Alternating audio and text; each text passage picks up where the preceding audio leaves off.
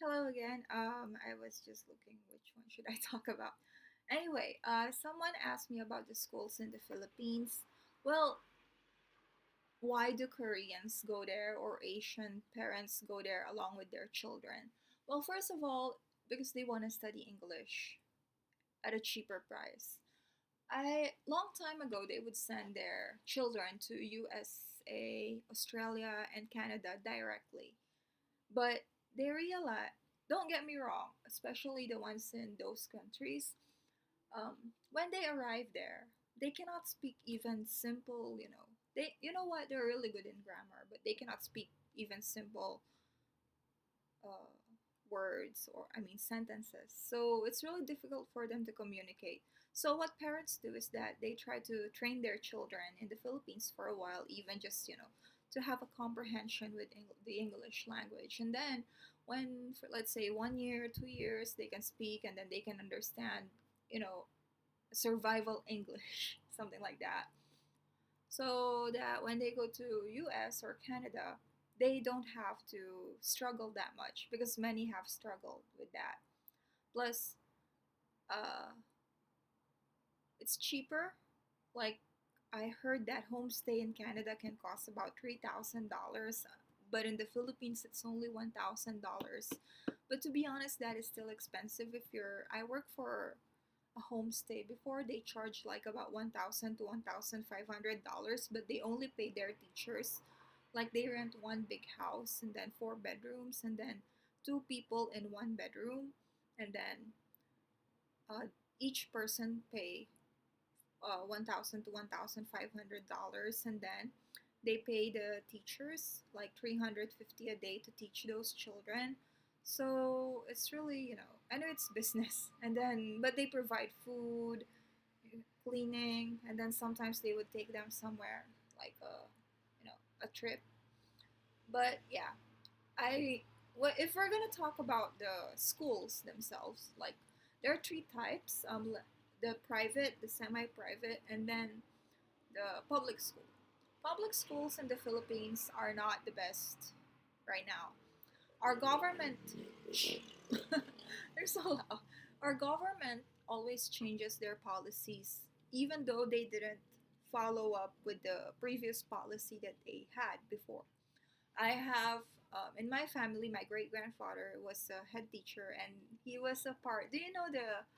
I don't know if you know that the story about United States sent 400 school teachers in the Philippines, and then they were to teach Filipinos to teach. Then these Filipinos would be teachers to teach other Filipinos. So he was one of those. I'm kind of proud. He was one of those, like let's say like a pioneer teacher. So basically, teaching runs in my family. My eldest, I have two aunts who are teaching, and me.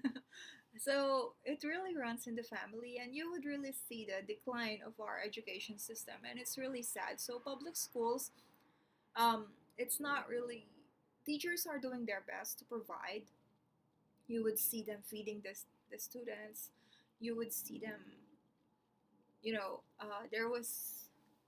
There's my one of my aunt is a principal, so instead of um letting children have sports or something like a sports place in their school, what she did was she did like vegetable oops gardening.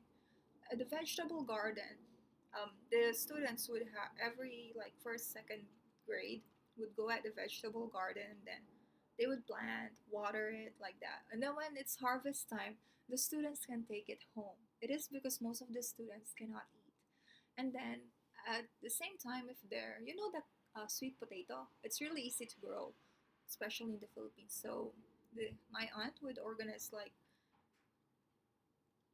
every morning, she's gonna boil some sweet potatoes, like a big pot, and then give it to students for them to have food. But yeah, I don't know if she's still doing that right now, but I think that's a really good inspiration instead of asking for donations. I had a teacher before, she also worked as a principal, And then she told me that she asked a mayor for donation, and then the mayor said, "I'll just give you 1 kilo of drugs, and then you sell it." It's really awful. But that happened, but she didn't mention who that mayor is. But I know maybe who it is. And then, um, so that is the public school. Public school, it's not really that good, but their first section, second, third are really smart. What I admire about public school students that the sections are, really clever. I guess because they work hard, study hard. I had a classmate before. She goes to school eating only three shomai. You know shomai? You know that dumpling that costs 10 pesos, and that's her food for the whole day. So I had a hobby of feeding her. Duh. Because I feel guilty. I took things for, I mean, I worked for my education and then I paid for myself, but she didn't have the courage to work. So she didn't have, food. I mean, it's only food. It depreciates, so why not share it, right? And it feels good. Anyway, public education system is not that the best. It's especially, yeah, the books are really backdated. They only change books every after 6 years. Do you remember when Pluto was in the books and then they removed it and then suddenly it's in there again? My brother didn't change books. Their book was like still 1996 when it was already 2000 something. So the teachers really just choose some pages which to teach which are relevant. It's really sad. Anyway, for the semi-private schools, these are the a little bit expensive, but they're good.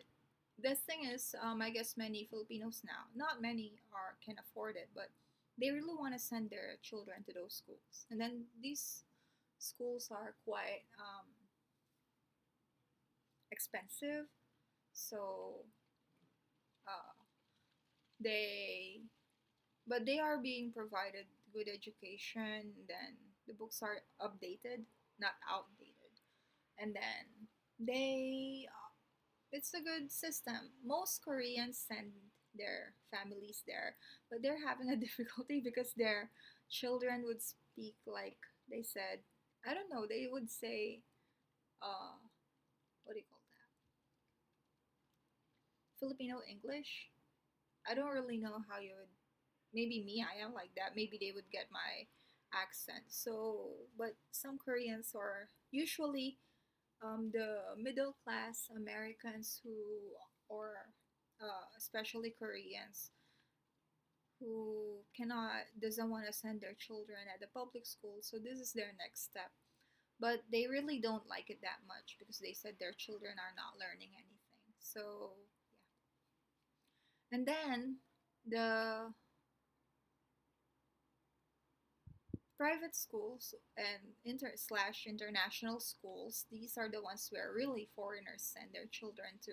I guess it's the culture. It's easier for them to adopt with the culture, especially from home to school. They won't get a lot of, they said the Filipino values. I don't know what's that. But, and also the language barrier is much easier. Most that they teach usually in English, so it's easier for these Koreans to learn English constantly. Especially, they think it's an opportunity for their children to make half blood friends or half American friends, and then these half American friends would be like a practice for them to speak in English. So, yeah, um, that's how it is.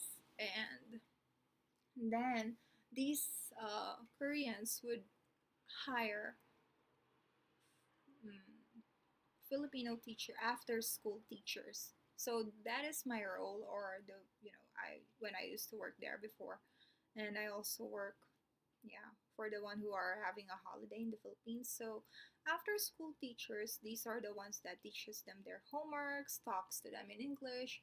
I remember I had a student before.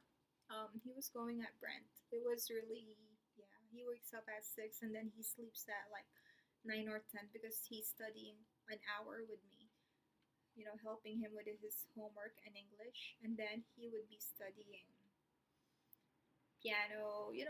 Koreans really like to push their children to those things. And even, I don't know about Japanese. but also some academies and homestay. They would study with their teachers after school, some 1 hour, some 2 hours, some five hours. If they have no class every Saturday, they would study 5 hours. English, math, whatever they the parents think would be helpful for them. But mm, my student was 9 years old, and then he told me, teacher, I want to kill myself. So I was really shocked. I guess, I think, yeah, Koreans should. I know it's for their future, but give them a little bit of breathing space. Um, Children, I guess, children should play, not video games, but outside, feel the wind like that. Of course, that's me. It doesn't have to be applied, but that's the reason why they go to Philippines. It's cheap. They can learn English because they have no other means to speak but in English. And then, lastly, yeah, it's closer to Korea, so it's easier for the parents or for the father to visit their families if they are working in Korea. And then, um, I guess, yeah, it's a better option for their children to get a degree plus to, you know,